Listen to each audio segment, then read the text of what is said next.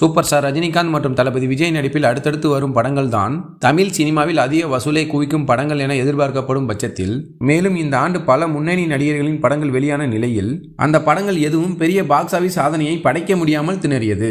மேலும் இந்த ஆண்டில் இதுவரை வெளியான படங்களில் அதிக வசூல் செய்த படமாக அஜித் குமாரின் குட் பேட் அக்லி தான் என்பது குறிப்பிடத்தக்கது. பெரிதும் எதிர்பார்க்கப்பட்ட கமலஹாசனின் தக் லைஃப் மற்றும் சூர்யாவின் ரெட்ரோ உள்ளிட்ட படங்கள் சுமாரான வசூலை தான் பெற்றது. மேலும் இந்த ஆண்டு ரசிகர்கள் பெரிதும் எதிர்பார்த்து காத்துக் கொண்டிருக்கும் படமாக ரஜினிகாந்தின் கூலி படம் உருவாகி வருகிறது. அதற்கு முக்கிய காரணம் சூப்பர் ஸ்டார் ரஜினிகாந்த் மற்றும் அந்த படத்தின் இயக்குனர் லோகேஷ் கனகராஜ். இந்த நிலையில் லோகேஷ் கனகராஜ் தமிழ் சினிமாவுக்கு 1000 கோடி ரூபாய் வசூல் சாதனை படைக்கும் படமாக கூலி படத்தை கொடுப்பார் என பெரிதும் நம்பப்படுகிறது.